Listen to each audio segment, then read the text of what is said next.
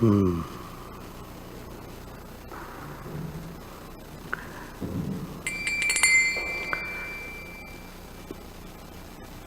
राधा माधवा कुंज बिहारी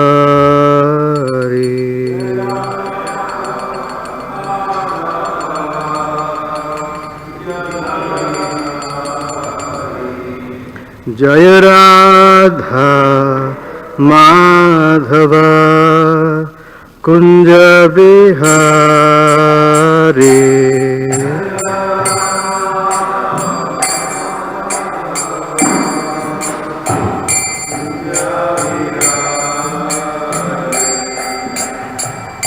गोपी जना वल्लभा गिरिवरधारी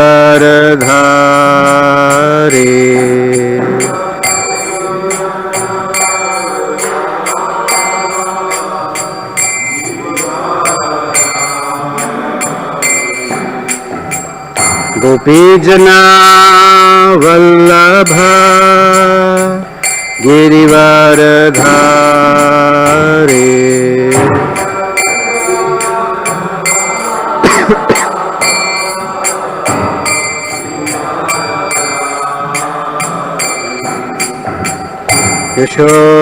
यशोदानंदन ब्रज जनरंजना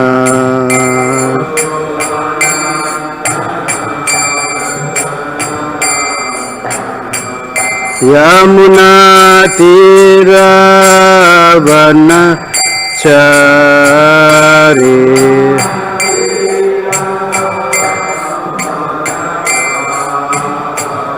यमुना तीरवनचारी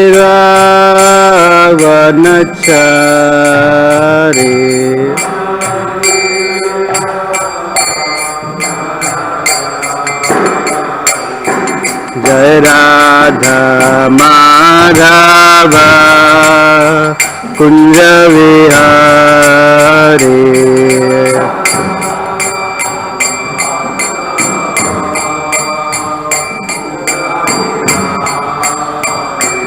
जय गोपी जनवल्लभा गिरिवरधारी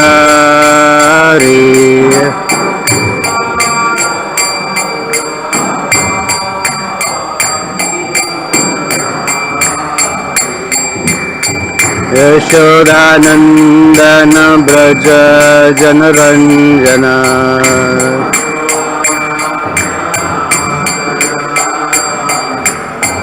यमुना तीरवनचारी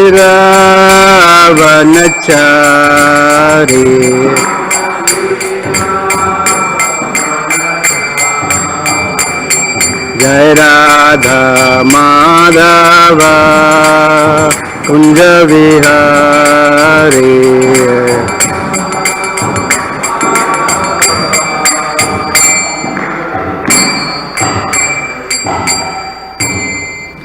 जय ओम विष्णुपाद परमहंस परिव्राजकाचार्य अष्टोत्तर शत श्री श्रीमद इस डिवाइन ग्रेस ऐसी भक्ति वेदांत स्वामी श्रील प्रभुपाद की जय। ग्रंथराज श्रीमद् भागवतम की जय। All glories to the assembled devotees, all glories to Shri Shri Guru and Gauranga. Narayanam namaskritya naram chaiva narottamam devim saraswatim vyasam tato jayamudirayet nashtaprayeshu bhadreshu nityam bhagavata sevaya bhagavati uttama shloke bhaktir bhavati naishtiki. ओम नमो भगवते वासुदेवाय।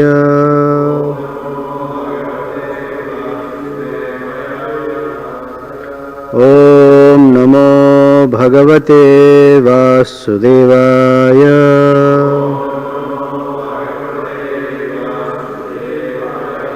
ओम नमो भगवते वासुदेवाय।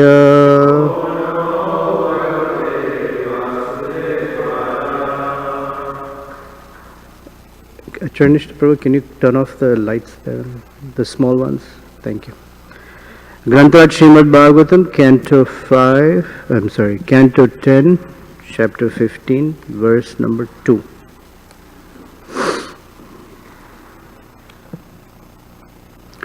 Tanmadhavo venumudirayan vrito Gopair granadibhi swayasho balanvitaha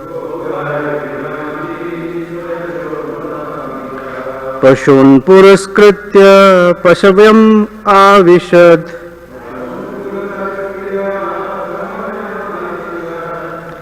Vihartu kama kusumakaram vanam Tanmadhavo venumudirayan vrito Gopair grinadbhi swayasho balanvitaha Pashun puraskritya pasavyam avishad Vihartu kama kusumakaram vanam Tanmadhavo venumudirayan vrito Gopair grinadbhi swayasho balanvitaha Pashun puraskritya pasavyam avishad Vihartu kama kusumakaram vanam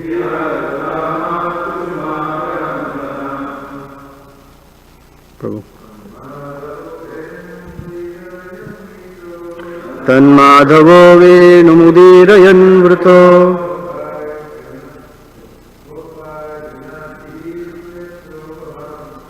Gopair grinadbhi swayasho balanvitaha Pashun puraskritya pasavyam avishad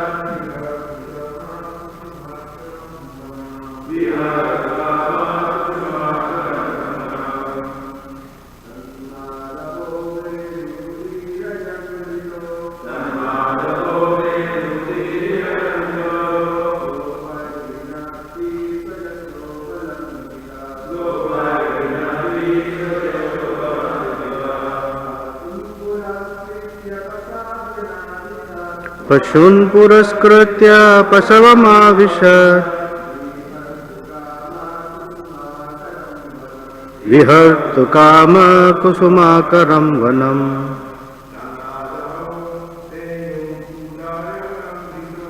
Tanmadhavo venumudirayan vrito Gopair grinadbhi swayasho balanvitaha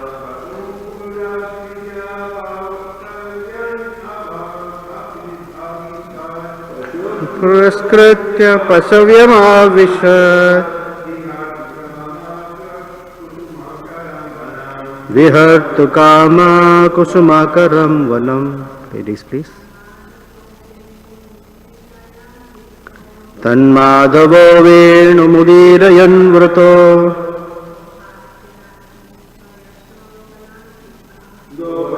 Granadbhi swayasho balanvitaha Pashun puraskritya pasavam avishad Vihartu kama kusumakaram vanam. Tat thus Madhavaha, Lord Sri Madhava, Venum, his flute, Udirayan, sounding, Vritaha, surrounded, Gopai, by the cowherd boys, Grunadbhihi, who were chanting, Swayashaha, his glories, Balanvitaha, accompanied by Lord Balarama, Pashun, the animals, Puraskritya, keeping in front, Pashavyam, full of nourishment for the cows. Avishat, he entered. Vihartukamaha, desiring to enjoy pastimes. Kusuma akaram, rich with flowers. Vanam, the forest. Translation and purport by Srila Prabhupada's disciples. Thus, desiring to enjoy pastimes, Lord Madhava, sounding his flute, surrounded by cowherd boys who were chanting his glories, and accompanied by Lord Baladeva, kept the cows before him and entered the Vrindavan forest, which was full of flowers and rich with nourishment for the animals. Purport. Srila Sanatana Goswami has explained the various meanings of the word Madhava as follows. Madhava normally indicates Krishna to be the Lord, who is the consort of the goddess of fortune, Lakshmi. This name also implies the Lord Krishna descended in the dynasty of Madhu. Since the spring season is also known as Madhava, it is understood that as soon as Lord Krishna entered the Vrindavan forest, it automatically exhibited all the opulences of spring, becoming filled with flowers, breezes, and a celestial atmosphere. Another reason Lord Krishna is known as Madhava is that he enjoys his pastimes in Madhu, the taste of conjugal love. Lord Krishna would loudly sound his flute as he entered the forest of Sri Vrindavan, thus giving inconceivable bliss to all the residents of his hometown Vrajdham. These simple pastimes of playfully entering the forest, playing on the flute, and so forth were performed daily in the spiritual land of Vrindavan.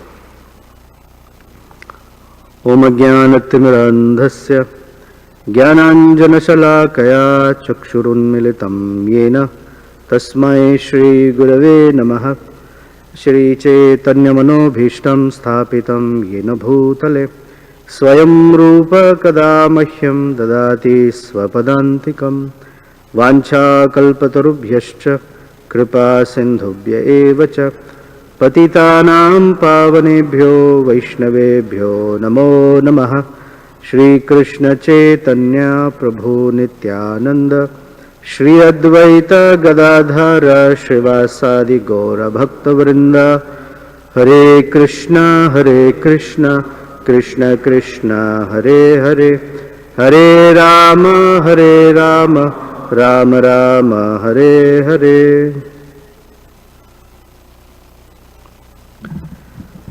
So I want to seek forgiveness for the audacity of being in Chicago and imagining what it feels like to be in Vrindavan when someone residing in Vrindavan is sitting right there, and rightfully he should be the one telling us how it is there. So I want to welcome Atmaram Prabhu and definitely acknowledge that he's there in Vrindavan. That's where he resides. And the Chicago Vasi is speaking about Vrindavan when Vrindavan Vasi is sitting there in Chicago. So it's kind of odd. But please give us your blessings that we don't, at least I don't tinker with this too much. Whatever I do is not too much damage.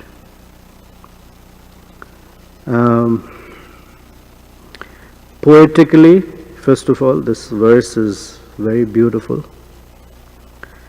And poetry is meant to draw a picture with words.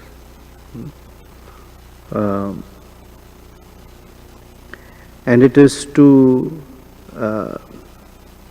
excite one's imagination, because a conditioned soul generally has imagination, but it is misdirected imagination. And it's mostly directed towards the grandiose planning and desiring of sense gratification. And so the great acharyas speak about Krishna and other incarnations, oftentimes in very poetic ways, to draw a picture, especially when they are describing a certain action of the Lord, a certain characteristic or quality of the Lord, and a certain body part or the form of the Lord. And therefore, in poetry or in language, the use of metaphors, similes, figures of speech, they all have great role to play. They help us. Now in this case, in this verse, there is no such what we call decorative pieces. Yet the simplicity of what is being described in itself is very beautiful. And the simplicity is this. One can say in a very bland way, Krishna was playing on his flute, he had his brother Balaram, there were some cows, and they entered the forest. Okay, that is the normal tasteless way of saying something. But the beauty of it, the whole verse suddenly becomes alive in one sense and beautiful for two reasons. One is the use of the word Madhava. And we'll discuss why so, as Srila Sanatana Goswami is describing. And the second, that it is being spoken from the heart of Shukadeva Goswami. So those who have affection for the Lord, for the matter, in a general principle, when someone who has affection for someone else is describing that someone else, you always feel some sense of wow, because their description and their glorification or their addressing them is very sweet. So Shukadeva Goswami is relishing the beauty in the simplicity of Krishna playing with his friends. Now, although it is simple, and also it is something that is happening daily, it is something that is very close to an impossibility. Who can imagine playing with the Lord every day for hours together? It is not something that is possible to achieve unless there is a heavy dose of mercy of Krishna. So these boys every day are playing with Krishna, slapping his back, sitting on his back, riding on his back, if you will, and roaming around completely oblivious that this is the personality of Godhead, that even the greatest of munis and rishis who've been standing on one toe with their arms raised for thousands of years without breathing and eating cannot get a nanosecond of glimpse of him. They're waiting. The great demigods cannot have any access.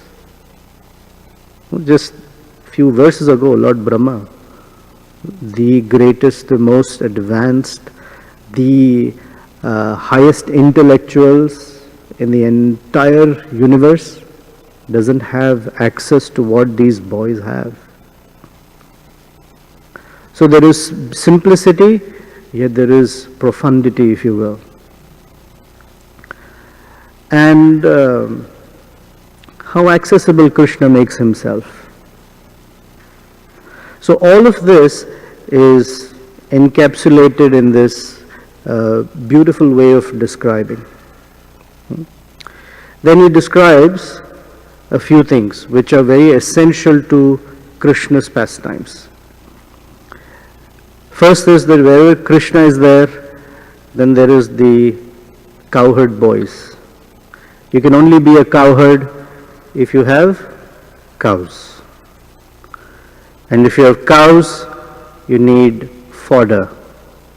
So he says, the forest plays the place where the grazing pastures for the cows. So instead of just saying forest, he says kusumakaram. The two characteristics to the forest that I mentioned here. One is pashavyam. Pashavyam means fodder for the cows. Pashu is animal. Pashavyam is fodder. And kusumakaram, filled with flowers. So for the animals and for Krishna and Balaram and all his friends, there is ample flowers to enjoy. Fragrant, beautiful to see, great to smell, and completely enchanting to the heart.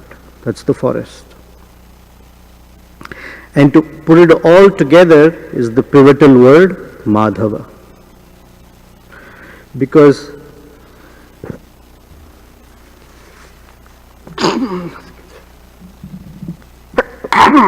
excuse me.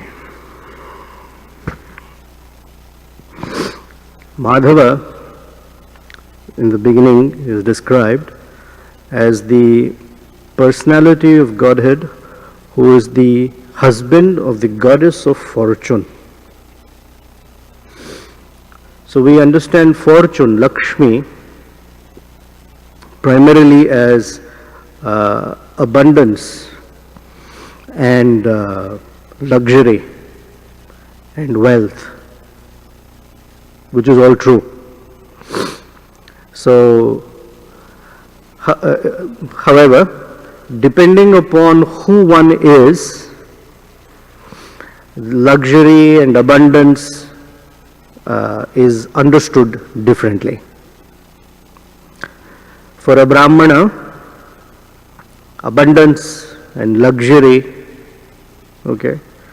is, for example, when they have a lot of books to study, lot of different other Brahmanas or learned persons to discuss with, and opportunities to be austere. Right? Austerity is a Brahmana's wealth or luxury, as they say. Now that's not very attractive. Kshatriya, luxury is palaces, full treasury, elephants, horses, lot of followers, gold, etc. That's a Brahmana's, Kshatriya's luxury or wealth or abundance.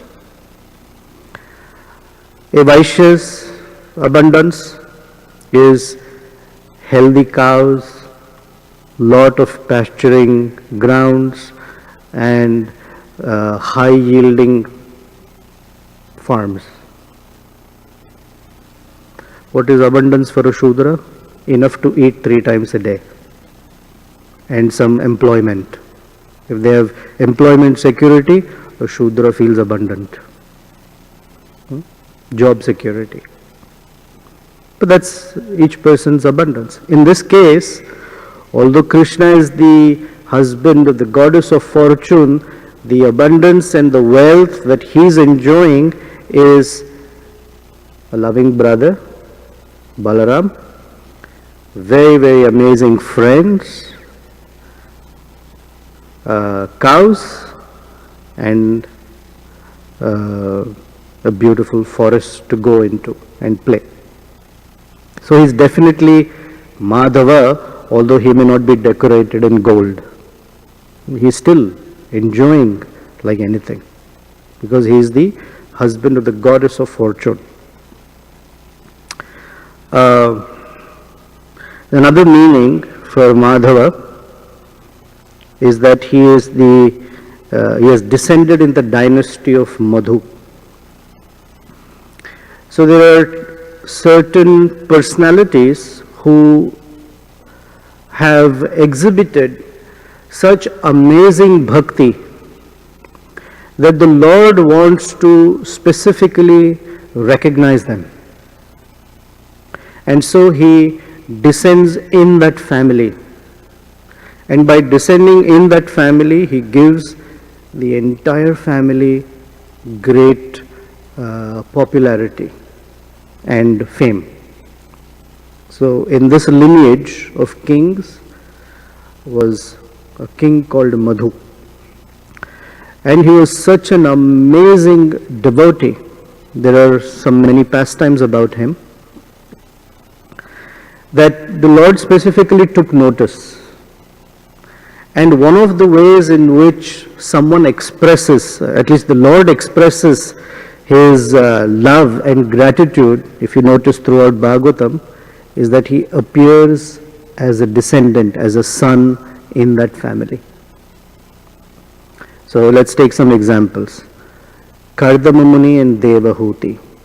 He was so pleased with Kardama Muni and Devahuti that he appeared as Kapila in their household.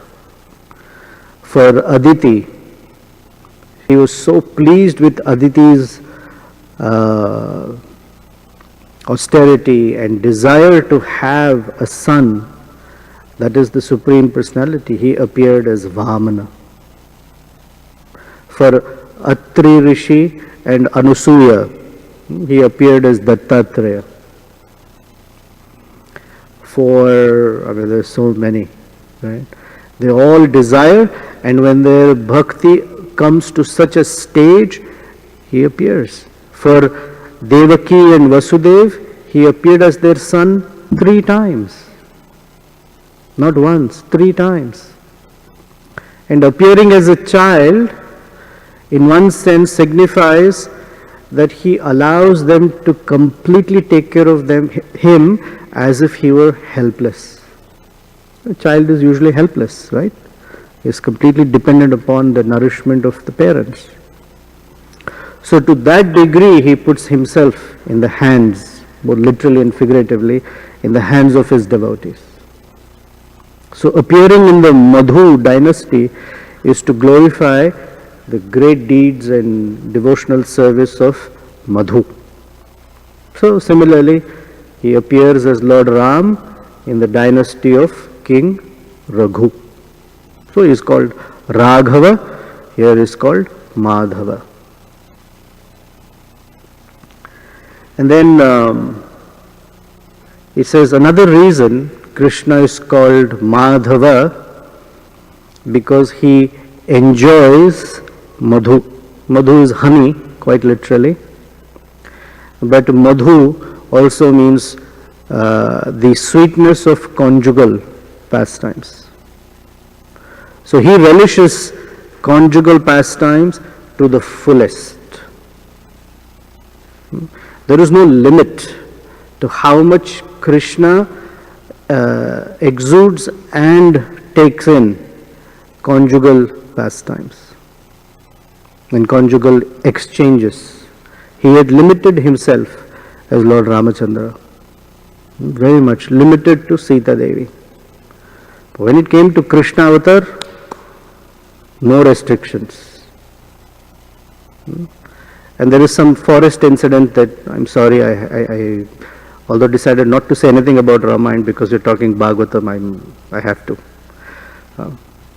So Madhu is this enjoying of conjugal pastimes, and he Krishna exhibits it to the highest order, both in terms of sambhoga, of union, and vipralamba, in terms of separation. There is no other expression of the Lord in any avatar to that degree. No restrictions of any kind at all. 16,108 wives and unlimited gopi girlfriends. And as if that were not enough, more and more and more. And all of it happened in the forest of Vrindavan. So there are the certain elements within creation have very close connection with the Lord. I'm transitioning to another point. Rivers, seas or oceans, mountains and forests play very, very significant roles in the appearances and pastimes of the Lord in different ways. The Himalayas, Govardhan, the Vindhya mountains, etc., the Mount Meru, Mandara mountain, they all have some role to play in the Lord's pastimes. Different rivers, the Ganges, the Yamuna, Sarayu, Godavari, Kaveri, every river, every major river has some touch of the Lord. He has either taken a bath, he has either crossed it, he has created it, something or the other, or he is still lying peacefully in the midst of that river. And then forests, seas, oceans. This ocean, that ocean, crossing of this ocean, Chaitanya Mahaprabhu jumping into the Bay of Bengal, Lord Ramachandra crossing the Indian Ocean, Lord Krishna building his palaces inside the what we call Arabian Sea, but the Western Ocean, and then forests. So for us, these 3 or 4 forms of the Lord are very significant. Of course, Chaitanya Mahaprabhu, Lord Sri Krishna, Sri Ramachandra and Sri Narasimhadev primarily. And the specific feature of Chaitanya Mahaprabhu as Shadbhuj, the 6-armed form that he showed to Sarvabhauma Bhattacharya, has special significance because it means many things. In one form, he has signified many things.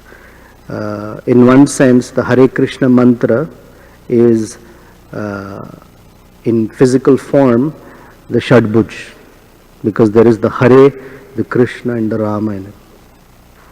He is also showing that he is the Purna Purushottam, the complete personality, both as Krishna, Lord Rama and as Chaitanya Mahaprabhu.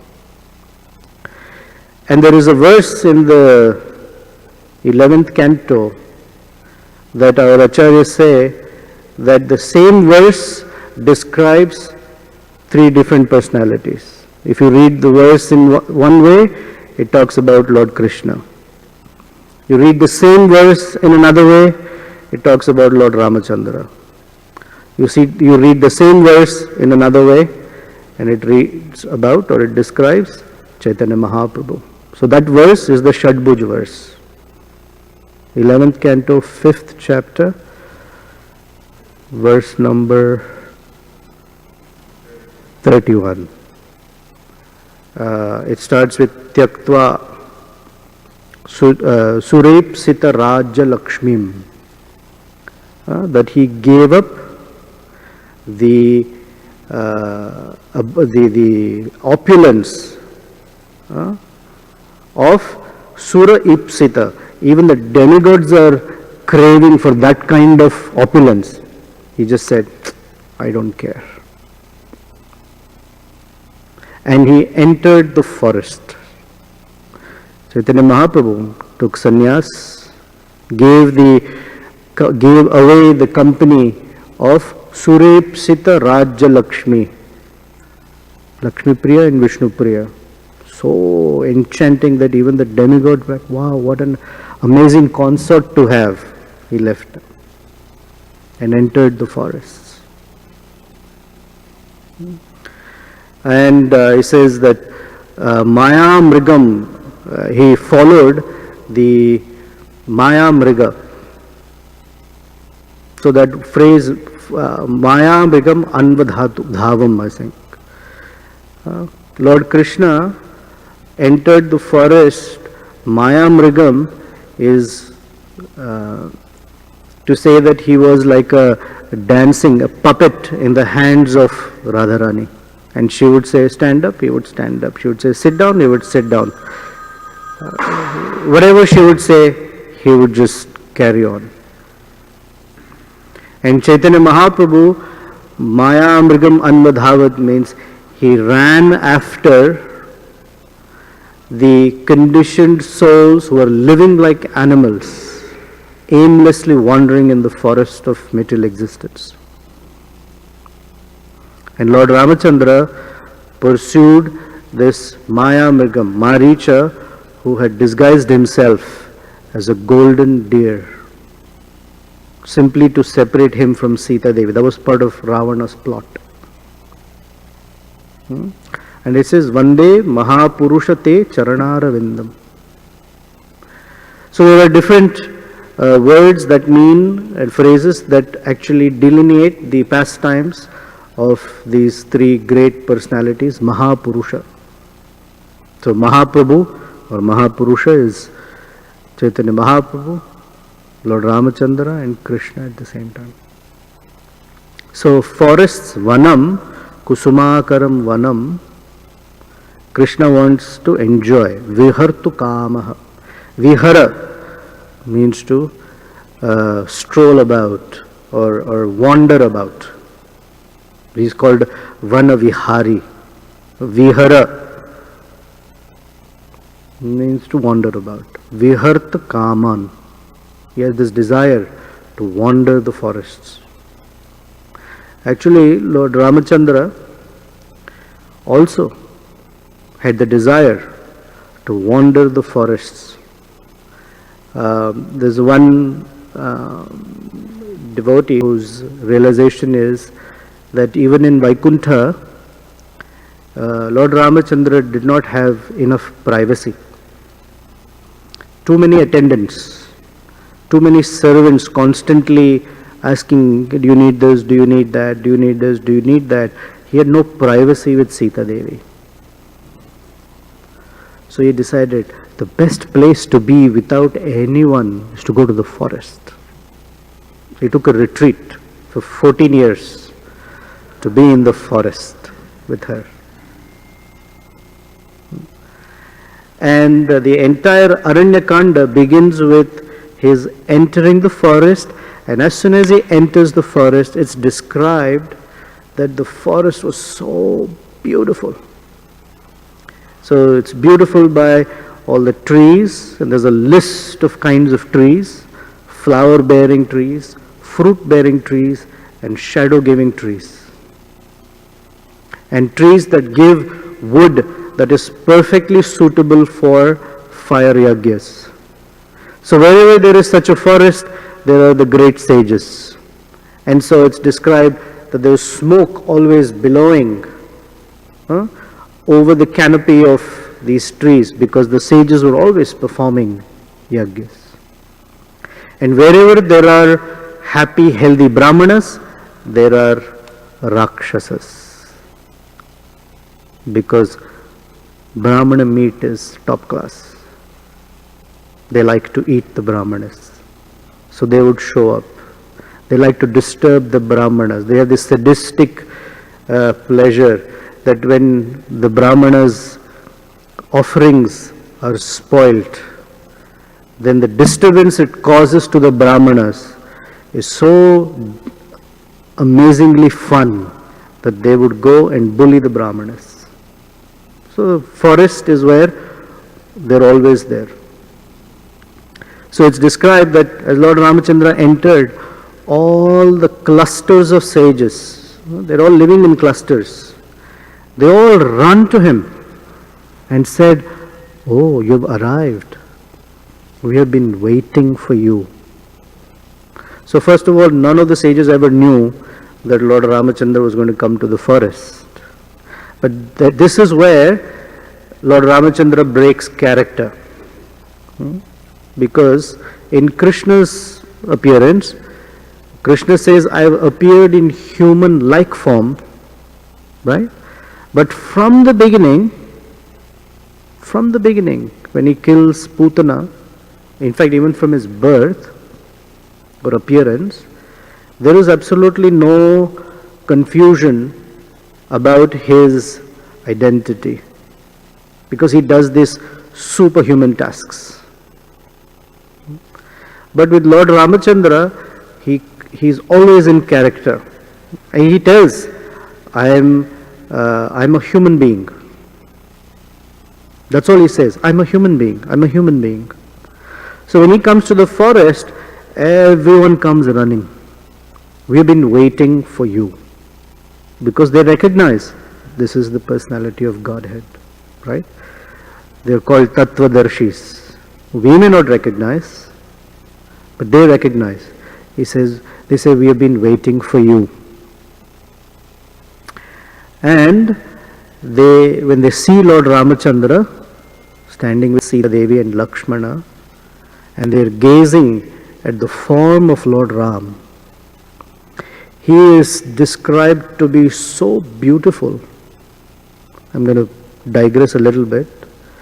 In any person, for a person to be beautiful, there are 32 characteristics that should be perfect. That's called Samudrika Lakshana. Mudra is a form, or a gesture, or a form. And Samudrika means all combined. So there are 32. And that list is in Ramayana, in Sundarakanda, when Sita Devi asks Hanuman, how do I know you have seen that you are Lord Ramachandra's messenger? And he gives a list of Lord Ram's physical characteristics, 32. So I'm not going to get into that list, but it says there are 5 items that are high, 3 that are small, 4 that are, there's a whole list like this. So when they see the form of Lord Ramachandra, it is said that each body part is so perfect and so enchantingly beautiful that anyone who gazed at any body part had absolutely no desire to move their eye to another body part, because they were completely satisfied and enthralled just watching that. It's called stambha. They were just stabdha, like that. His nails, his fingers, his wrists, his hands, shoulder, everything so perfect. And at that time, these thousands of sages curse Lord Brahma, or they chide Lord Brahma. What a horrible creator you have been. And the chiding or the chastising of Lord Brahma is, we are sages in male bodies. What have you done that the attraction to Lord Ramachandra is so intense that we are unable to fully express it? You have put us in the wrong bodies. This is very badly done. And it is said that their desire was so intense, in once, of course, this is lovingly said, that their desire was so intense that it forced Lord Ramachandra to appear again as Krishna and be with them in the forest again. So this is this Vanam. Entering the forest is to fulfill the promise that has been made previously. And they've been waiting. So first with the boys, and then all the girls will come and enjoying with them. So it's a very, pregnant moment that Krishna is entering the forest with the cows and the friends and enjoying all of this wonderful madhu pastimes in the forests of Vrindavan.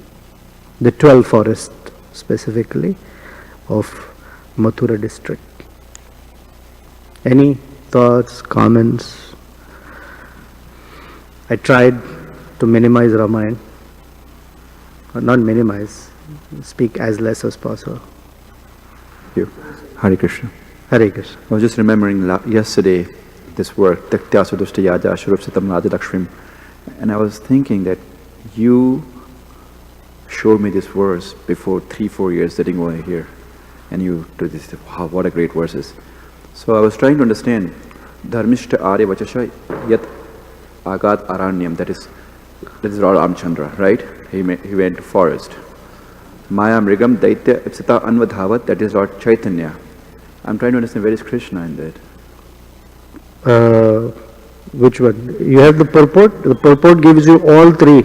How each word or each phrase describes each of the personalities. Technically, if you look at the verse, we cannot find anywhere. I can see the purport, but it's not 11. Not in the verse. Look at the purports. Okay, it's they 11:31. It's 31, I think. No, it's not. I can't remember, but it's 11:5. It's when the Navayogendras are speaking to King Nimi. I was just remembering you last time, so this was almost comment. One Janmashtami I gave meaning for all three. I can't right now tell you, but Arya Vachasa, at the speaking of a Brahmana, so that is Lord Ramachandra following the order of Dasharatha, Lord Krishna following the order of Nanda Maharaj, go into the forest with the cows, and there is one Brahmana who sent Chaitanya Mahaprabhu also. It's described. Appreciating that verse. Thank you. It's a fantastic verse. My question is, since you told this, sages, they are spending thousands and thousands of years meditating to get the goal of Krishna, us, and they are Tattvadarshis, and so they are knowing that Krishna is the Supreme Personality of Godhead, and they have referred to Srimad Bhagavatam also in all this studying the Vedas, and Bhagavatam says in one verse that Krishna and Balaram is going to the forest, tending the cows in Vrindavan, and that's the goal of the life. Then why can't they accept it, that words of Bhagavatam, and rather than accepting the words, they're spending millions and millions of years and thousands of years getting that goal? I mean, this is like saying, can you accept Jesus as your Savior? If you say yes, you suddenly become a Christian. It's not just accepting like that mentally. Realization is necessary. We are also hearing. I can say for myself, nothing's moving in my heart. I've been hearing again and again. And each person has a conviction of a particular sadhana for their sadhya. And that is why there is place for everyone in the universe. It's the same, right? In the Brihad Bhagavatamrita, when Gopakumar goes to Tapoloka, they are meditating and they are seeing the Lord in the heart. So he asks them, but here they are. You can easily be face to face with Him. And they are, we're very satisfied seeing Him in our heart. That is their method. So it is, and the Lord is not for them. In the Maharloka is where they are offering, the great Grahasthas are offering yajna, and so that's how they are fully satisfied. But Gopakumar continues further.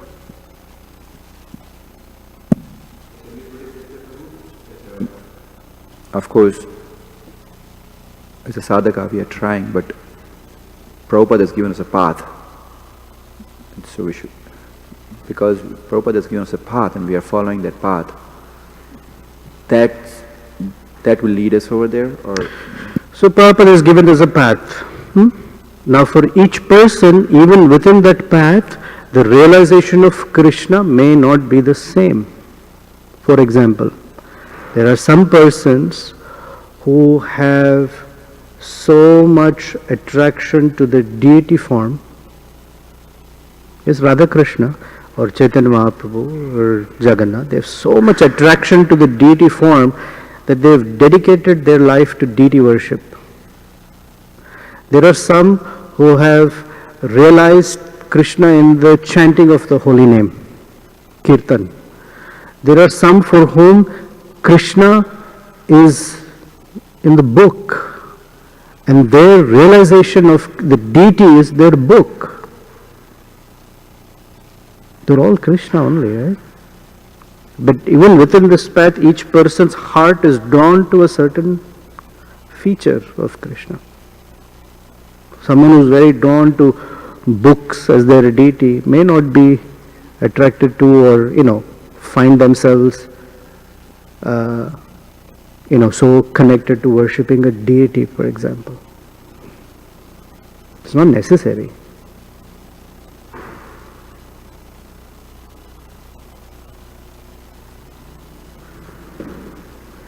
Hold on, Atmaram Prabhu wants to say something. We defer to the learned person. Haribo, thank you so much for your class. I'm really pleased to listen here. So, on these two meanings of Madhava, seems to me that only one fits in Vrindavan. Because we know that Goddess Lakshmi is not allowed in the pastimes of Krishna. Yeah. So, like Madhava cannot be related in Krishna with the Goddess of Fortune. Only can be related with Krishna like a conjugal love, right? So, that's why in the beginning, we described Madhava as the husband of the goddess of fortune, but fortune itself is seen differently by different people. So there may not be the wealth in terms of gold and the general opulence that we think of, the way we think of, but there is opulence in another way. The opulence of very amazing friendships, the opulence of very amazing relationships, the opulence of rasa, in that sense. When, sorry, I have to do this. When Vasishta Muni had to name the 4 boys, he looked at Ramachandra and said, this person, his name is Rama, because whoever he meets and whatever condition he meets, he will always be happy and always give others happiness. That is who Rama is. So therefore his name is Rama. Then he said Lakshmana. Lakshmana will always be blessed with and bring abundance of Lakshmi with him. So then the acharyas ask, is that name a misfit? Because Lakshman was in the forest for 14 years and there was no Lakshmi there, in the sense of opulence. They were living in the forest. He didn't eat, he didn't sleep, he didn't perform his Gayatri for 14 years. No Sandhya Vandanam, because he was busy serving Lord Ramachandra, never slept. So where is the opulence? So they describe that the real opulence was that for 14 uninterrupted years, he was the only one who did all the services for Lord Ramachandra. If he were in the palace, Lakshmana would not have much service, because there would be so many others who would be saying, oh, you want me to cook, there will be cooks. You want me to fan, there will be people fanning. So he alone for 14 years did all the services, and that was the full abundance or Lakshmi for him. The opulence, that was the opulence for him. So, same thing, is just opulence in a different way. Thank you, Prabhu, for the class. Beautiful class. Mother Nature, in all her expressions, have a strong relationship with God's pastimes. Therefore, double the sacredness of Mother Nature. But yesterday I was hearing Subha Prabhu's class about going for the first time in the 90s to Vrindavan and coming back later and finding a different thing in which was concrete and bricks, as a synonymous of development and progress and stuff, like everywhere happens. But I wonder, all the stories, all the pastimes of Krishna happened in India. And India has this particular sacredness that has been desacralized in some way. What happened if, I don't know how to put it, but if this is what happens there, why we ended up like destroying that reference, that memory, that instead of preserving it. It's kind of a silly question, but since yesterday I've been wondering what happened, why this happened in especially in Vrindavan and in the forests in India. Well, first of all, the Lord does not appear in India. And even if He does, the definition of India has changed. So for Him, there are no such boundaries that this is India, that's Pakistan, Afghanistan, I don't need to be there. And as far as Russia is concerned, no, it's all His land. So there are no boundaries like that. Okay. So when He appears, He's appearing on Mother Earth, which is His place. So that's first. So there's no such boundaries. Over time, we have drawn lines, and it has become more like this. One of the qualities of Kali Yuga is everything becomes narrow. Streets, houses, minds, hearts, everything becomes narrow. In Satya Yuga, everything becomes broad.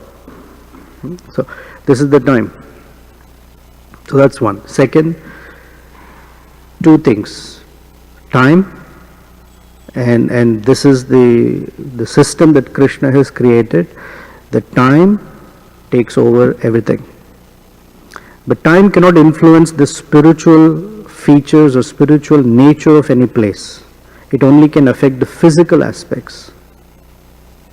So the same potency, the same is still available, perhaps more difficult to access, but the physical features will change. Take our own body. This is the foundational philosophy for us.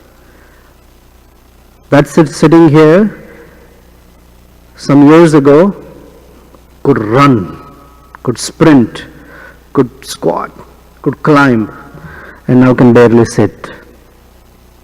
So physically is becoming from rugged to ragged, right? From, well, I can't say from good looking, but in my case it's still there. But you get, for some other people, they're losing it. But there's change. There is more contamination in now. But that which is there, the soul, is still the spark of life and as pure and as amazing as it always were. Dehinosmin yatha dehe. It keeps, the physical aspects will continue to deteriorate and change.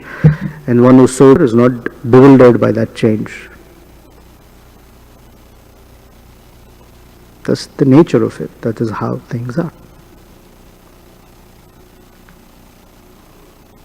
Okay, anything else? Harisham.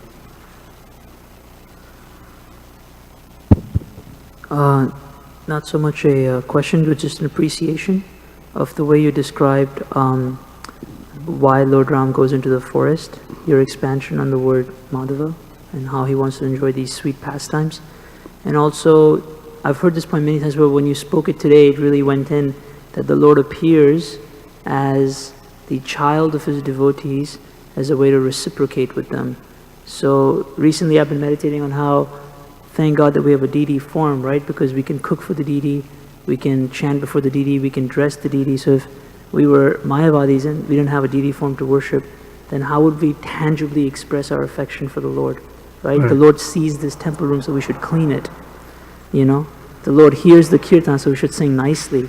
So I've been meditating on that, and yeah, it was just a really nice reflection, the way you shared it. It sort of came together when I heard you speak it this morning. It is almost like he is dependent on us. Almost like that. Although he's not, but if I don't cook, how will he eat? Right? If I don't rest the deities, how will they sleep? How will they? Thank you. Anything else? It's 8:35. Gotta. Oh. Right, Prabhu, and thank you for your class. There's just an appreciation of you. You must be definitely. You remind me of Mariah Gupta, where Lord Please. Lord Chaitanya says, "Worship Krishna," and because you must love Lord Rama, because you that's just an appreciation, because you connect them to every pastime, and that's the one thing I appreciate. You definitely like Mariah Gupta, so but I really appreciate a lot of your points, and the point where in Kali Yuga everything's narrow, and Satya Yuga I believe everything's open. There's a quote, and maybe you could expand on one pastime that reminds me of this. There's a quote that says, "Minds are like parachutes; they only function when open." And there's a couple pastimes with Lord Chaitanya. This kind of connected to Keshava Kishore's point. There's a pastime where Lord Chaitanya saw some sand dunes, and he thought it was Govardhan Hill. There's also a similar pastime where he saw one reservoir of water, and he thought it was the Jamuna River or something like that, and he went in complete ecstasy. And maybe you could, I don't know what, I never really read deeply into that pastime. I don't know what lessons to be, but one thing I could appreciate regarding your point is that Krishna doesn't distinguish between Pakistan. Wherever you see life, you become, oh, this is a part, this, where, because it's very, like I said, it's very easy to see the Lord in Govardhan Shila, the deities, prasadam, especially because they don't talk back to us. But how to see the sacredness in all life, especially devotees, but people in the material world, because, we have our disagreements, only see anarthas, and therefore we're miserable. So how do we see the sacredness in everything, especially devotees? The deity or prasadam started understanding Prabhupada, because it is a transformation of vision. So that too, it's a little easier to see with inanimate things in one sense, because, and so bhakti, why the fire in which one has to go through to become purer. Okay. Thank you very much. Srila Prabhupada ki jai, Srimad Bhagavatam ki jai.